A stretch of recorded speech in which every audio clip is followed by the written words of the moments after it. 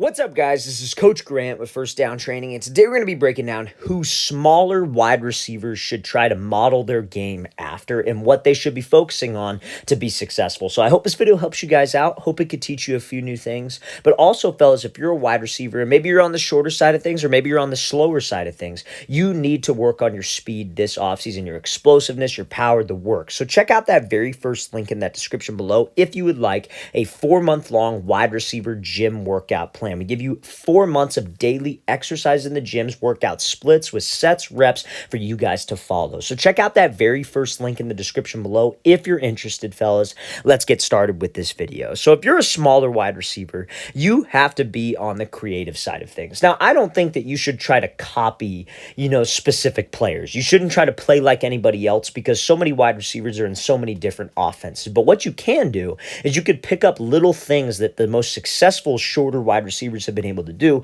at the highest possible level and try to add that to your game in your own unique, specific way. And that's what I want to talk about today. So this first example here is from Julian Edelman. So I want to talk about two specific things on this rep. So the first one is route creativity. So you get away with it in high school a lot of times. You're a bigger size guy, you're a faster size guy. Let's think about this situation. Edelman's running an out route. He has an outside release on Josh Norman. He's inside leverage, right? So a lot of times, if you're on the bigger side of things, 6'2", you could just run up to the break point, lean into the DB, and then break this thing off and get separation because you're just bigger, you're stronger, and you could get separation. Now, if you're on the shorter side of things, the smaller side of things, we don't have that kind of luxury. If we try to just run and lean into a DB, I probably don't have the size advantage or the strength advantage, and this DB is going to be all over my hip. I'm essentially covering myself. Now, obviously, let's say it's an outside breaking route, like a 10-yard out, and you have an outside release, like in this case, DB's inside leverage. Now, I wouldn't maybe consider this an outside release, but I'm going to refer to it as that because it's easy for me to understand that way. So let's say you have an outside release and this DB's inside shade, and you just try to run away from him and just break on the out route early. That screws up the timing with the quarterback. So we have to do something, fellas, and we need to have some creativity because we don't have the luxury of getting open like a lot of these other bigger guys would. So what Edelman does here is he uses something called like a fake throw by or a fake slip under. So if you have an inside leverage DB and you had to run an inside breaking route like a 10-yard in, maybe like a post, maybe a curl, you would attack his outside shoulder and outside hip. The goal would be to get him to flip his hips to the fade, and you would slip underneath. So that's what Edelman's trying to fake right here. This is a very, very creative route. Now, is this the only way that you can do it? Absolutely not. And we're going to talk about some other ways to do it. But you see how he breaks up here? He breaks down and slips to that blind spot of the DB. DB doesn't know where he is, faking like he's slipping under, and then he's able to get separation on the out route. That is route creativity at its finest, and that's what you smaller guys have to be able to do and add to your game. Now, another way you could do it, a simpler way you could do it, maybe you don't have this kind of time on an out route. I recommend only doing this type of move if it's like a sprint out or like a play action. It's like a flood concept, where one receiver's running like a deep out, another receiver's running a 5-yard out, QB's on the run, so it takes a little while to develop. That's the only time I recommend doing this type of move, right? So maybe what you could do if you have to run a faster route, instead of just running to the out, maybe you give him a 1-2 at the break point. You give him that rocker step. You step with the left, fake with the right, attack that blind spot, and then break to the out route. It's a simpler way of doing the exact same thing. So fellas, if you're a shorter wide receiver, we don't have the luxury of just running into guys, running away from guys. We have to have some creativity with my routes. Now, the second thing that I wanted to talk about with this example is this catch here from Julian Edelman. So you see how he's making this toe drag, balls over the top catch, falling down. These are the types of catches that are going to help you stay on the field. Guys, you have to understand that if you're a shorter wide receiver, it is very, very tough to stand out amongst a crowd of other wide receivers that are bigger than you, maybe sometimes just as fast as you, etc. And you have to do things that keep you on the field and make you an asset to the team. Because, again, they're just looking for a reason to not play you. Because, you're on the short. We got taller guys. We got taller guys who could probably do the same exact things. If you're a short, average wide receiver, very, very tough to get playtime. I'm telling you right now, because like if you're 6'3", but you run average routes, you got average hands, you're still 6'3". You still have the height. And again, I hate that it's that way, but that's just the way it is sometimes, especially at the high school level. Because if he's 6'3", I could throw him a jump ball, and I know he's more likely to come down with it than the 5'8" wide receiver that we have, sitting on the bench, right? So you have to do things that keep you on the field, and the details 100% of the time matter. So what are the details? Making tough catches like this. Blocking, doing the best you can to make yourself an asset in the run game. Be willing to play special teams. Be willing to be a guy who takes reverses, almost be like a second running back on the field. All those things keep you on the field. And trust me, you guys, you need explosive plays to stand out and be able to play at the next level if you're smaller. And explosive plays fall into all of those categories. Blocking, tough catches, catches in traffic, diving catches. All those things you have to do to stay on the field. So 2 things, fellas: route creativity and the ability to make every single catch. You have to be so consistent with your hands if you are on the shorter side of things. So now, second thing I want to talk about is using your speed. So Tyreek Hill is not a very big dude. Probably, 5'10", maybe he's not very tall.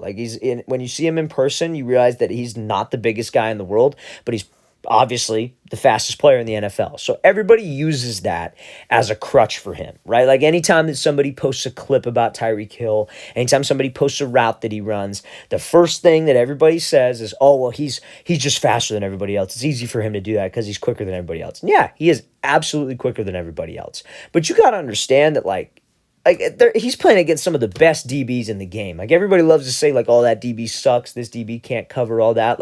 He's in the NFL, guys.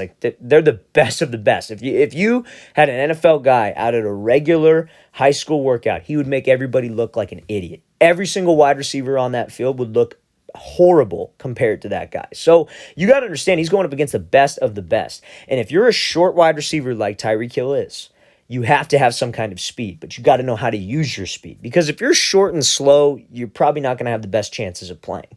So let's look at this example here, because everybody says that Tyreek Hill just beats people deep with speed. This is a pretty good route if you ask me. And again, this is not the most ideal coverage for him, right? If it was press coverage right on the line, yeah, he could probably just run around the guy. Easy money. But this is off coverage in the red zone. He's breaking on a slant, running probably into some traffic. He has to get this DB to crash so he could get separation back to the outside. So he has to sell this route with his speed. So he breaks to this slant route, and you see, again, he breaks on a double move, a ton of speed, good stride. He's selling with his eyes, his hips, his shoulders. Everything about this looks like a slant, and he is using his speed to his advantage. And then he's able to drop his hips violently to put the brakes on while running full speed. That's the name of the game when it comes to route running. Route running, you are not usually running as hard as you can like a track run. I talk about it a lot, you got to sell vertical, you have to sell your routes, and you got to run hard, right? But that doesn't mean you're out of control running a 100-meter sprint. You're under control when you run routes. He's probably not even going as fast as he can on this, so he's got to sell the route. He's got to have that speed. He's got to have the right technique. He has to pay attention to those details. So you guys have to use your speed if you're on the shorter side of things to get you open. Now, does it have to always be a double move route? Does it have to always be a corner post and out and up? No, you could use it on any given route. Let's say, for example, this DB's inside shade and Tyreek Hill has to run a dig route. And maybe they're in the open field, right? And he bursts up and he's attacking his outside shoulder and outside hip, running hard. Running maybe not out of control, but running pretty fast. Run as fast as he can. DB's thinking, I don't want to get beat deep on the fade because it's Tyreek Hill, and then we put the brakes on and slip underneath.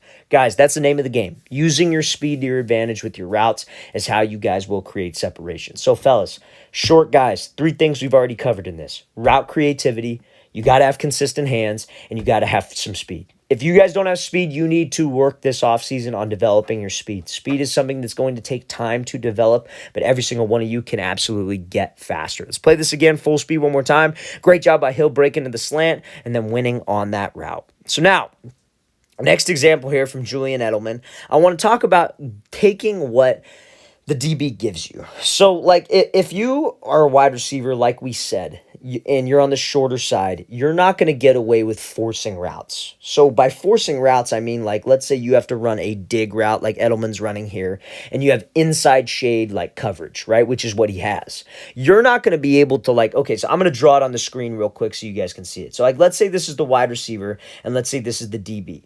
And the quarterback is over here. So this DB is inside leverage. If you have to run a route like a dig route, 10 to 12, right, you're probably not going to be able to take an inside release. You're not going to be able to square this DB up and take the inside release, because this DB's goal when he's inside leverage is to prevent the inside route. Don't let you run a dig. So if your mindset is, I'm going to just take off and cross his face and run a dig and just try to stack, he's not going to let you. And especially being on the shorter side of things, going up against physical DBs, you've got to get comfortable taking what he gives you, which is the outside release. So you want to attack him inside, but let's work to the outside. Let's get my separation at the outside. So let's watch what Edelman does here. So he attacks his DB inside, takes the outside release, is able to stack, and he wins on that dig. So why is it a problem forcing that inside release? Like, why is it a problem trying to cross this DB's face? Because his job, again, prevent the inside route. So he's going to get hands, which disrupts timing with the quarterback, but also he's going to force you to the inside. That's when he gets hands. He squeezes you to the inside. Don't give up the inside release. So the spacing of the play is going to be off. And we're not going to be able to get open and make a play. So we attack the inside, make him think we're going there, because that's what moves him off the platform, and we take the outside release. So now when I take the outside release, my goal is to stack him.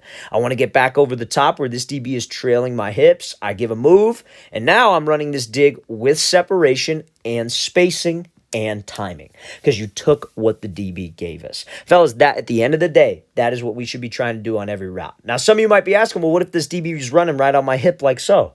Remember what Edelman faked in the very beginning, that like slip under move? That's what you would do. You would slip under him and throw him by. You kept spacing and you kept timing. That goes for something with a quarterback, because that quarterback needs to always be on time.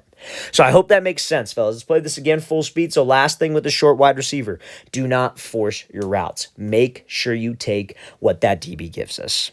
All right, fellas, I really want to thank you for watching. I really appreciate it. If you have any questions at all, don't hesitate to leave those in the comment section below. We always appreciate the feedback. It's always great to hear from you guys. And again, fellas, if you would like a 4-month wide receiver gym workout schedule, a daily workout split for 4 months that you can follow, check out that very first link in the description below. We'd love to get you on that. I'll see you guys next time.